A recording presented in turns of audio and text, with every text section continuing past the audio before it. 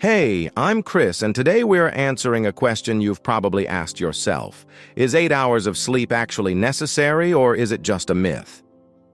Welcome to Evidence That Works. Everything we say here is based on peer-reviewed scientific studies that you can find linked in the description. Let's dive in. This is the first video in our complete series about sleep. And here's the uncomfortable truth. The 8-hour rule is not one size fits all. Some people need more, some need less, but most adults are getting way less than they actually need. So stick around, because this could change how you approach every single night. First, let's talk about what the science actually says about sleep duration. Studies from the National Sleep Foundation found that most adults need between 7 and 9 hours per night, not exactly 8, 7 to 9. That's a 2-hour range. And here's what's interesting. About 35% of adults report sleeping less than 7 hours on a regular basis. 35%. That's more than 1 in 3 people. A study from the University of California found that people who consistently sleep less than 6 hours have a 42% higher risk of all-cause mortality. 42%? That's not just feeling tired, that's literally dying sooner. But here's the other side. People who sleep more than 9 hours also have increased risk. About 18% higher. So there's a sweet spot. And it's probably not exactly 8 hours for you. Now, why does sleep affect your health so much? There are several mechanisms. First, brain cleanup. During deep sleep, your brain activates something called the glymphatic system. This is basically a waste removal system for your brain. It clears out toxic proteins, including beta amyloid, which is associated with Alzheimer's disease. A study from the University of Rochester found that this cleanup process is 60% more active during sleep than during wakefulness. 60%. If you're not sleeping enough, you're not cleaning your brain properly. Second, memory consolidation. During sleep, your brain transfers information from short-term memory to long-term memory. This happens primarily during REM sleep and deep slow-wave sleep. A study from Harvard Medical School found that people who slept after learning a new task performed 34% better on recall tests than those who stayed awake. 34%. That's not just rest. That's actual learning enhancement. Third, hormone regulation. During sleep, your body regulates several critical hormones. Growth hormone is released primarily during deep sleep. This is essential for tissue repair, muscle growth, and metabolism. Cortisol, your stress hormone, follows a circadian rhythm. It should be lowest at night and rise in the morning. If you're not sleeping enough, this rhythm gets disrupted. Studies from Stanford University found that sleep restriction increases evening cortisol levels by up to 45%. 45%. That's your body in constant stress mode. Fourth, immune function. During sleep, your immune system produces cytokines, which are proteins that fight infection and inflammation. If you're not sleeping enough, you produce fewer cytokines. A study from the University of California, San Francisco found that people who sleep less than 7 hours are almost 3 times more likely to develop a cold when exposed to the virus. 3 times. That's your immune system literally not working properly. Fifth, metabolic health. Sleep affects how your body processes glucose and regulates appetite. 2 key hormones are involved. Ghrelin stimulates hunger. Leptin suppresses hunger. When you don't sleep enough, ghrelin increases and leptin decreases. A study from the University of Chicago found that after just 4 days of sleep restriction, participants had a 24% increase in hunger ratings. 24%. That's not willpower. That's your biology working against you. Now let's talk about individual variation, because this is where the 8-hour myth really falls apart. Studies from the University of Pennsylvania found that there's significant genetic variation in sleep needs. Some people have a genetic mutation called DEC2 that allows them to function well on less sleep, about 1 to 3% of the population. But here's the key. Most people who think they're fine on 6 hours are actually impaired. They just don't realize it.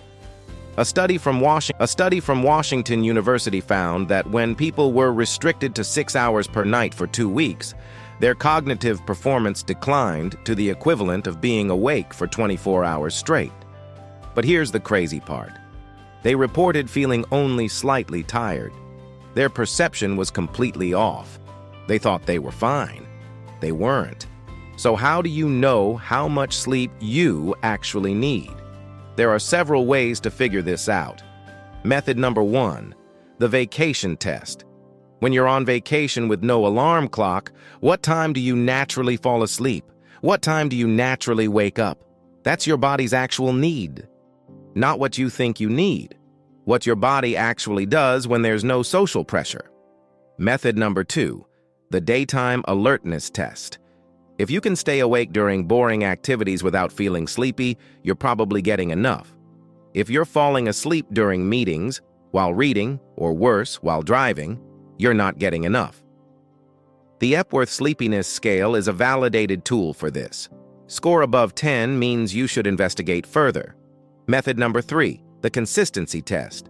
Do you need caffeine to function in the morning? Do you crash in the afternoon? Do you sleep in on weekends? These are all signs you're not getting enough during the week. Your body is trying to pay back sleep debt. Now, let's talk about practical strategies. Strategy number 1, track your sleep for 2 weeks. Use a sleep tracker, a journal, or even just note what time you go to bed and wake up. Look for patterns. When do you feel best? When do you feel worst? Data beats assumptions every time. Strategy number 2, set a consistent sleep schedule. Go to bed and wake up at the same time every day. Yes, even on weekends. Your circadian rhythm needs regularity. A study from the University of California found that inconsistent sleep schedules are associated with higher risk of metabolic disorders. Inconsistency itself is a problem. Strategy number 3, create a bedtime routine. Same activities every night before bed. Reading, stretching, deep breathing. Your brain associates these activities with sleep. Over time, it becomes automatic, easier to fall asleep, better quality overall. Strategy number 4, optimize your sleep environment. Dark, quiet, cool. Temperature between 65 and 68 degrees Fahrenheit. Use blackout curtains or a sleep mask. Use earplugs or white noise if needed. Your bedroom is for sleep and intimacy only. No work, no screens, no stress. Strategy number 5, get morning sunlight within 30 minutes of waking. This synchronizes your circadian rhythm. It tells your body when daytime starts, which tells your body when nighttime starts.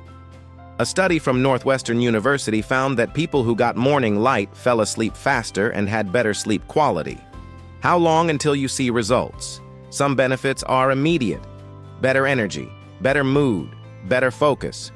But the full benefits take time, 4 to 8 weeks minimum. Consistency is key. It's not one night, it's weeks, it's months. Every night of good sleep is an investment in your future health. Here's something important. You cannot make up for lost sleep. Sleep debt doesn't work like a bank account. You can't save up sleep, and you can't fully pay it back. Sleeping in on weekends helps a little, but it doesn't reverse the damage from weeks of restriction. Consistency every night is what matters. Another important point. Age affects sleep needs. Newborns need 14 to 17 hours. Teenagers need 8 to 10. Adults need 7 to 9. Older adults need 7 to 8. The quality changes with age.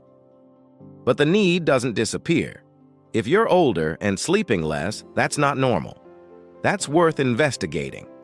The bottom line is simple but not easy.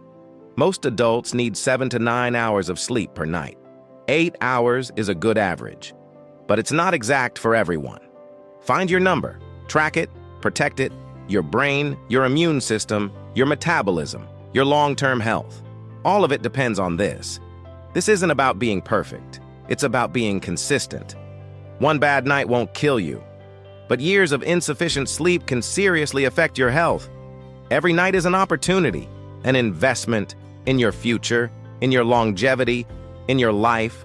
If this video is going to help you prioritize your sleep, subscribe and hit the like button. The complete studies are linked in the description. This is evidence that works. I'm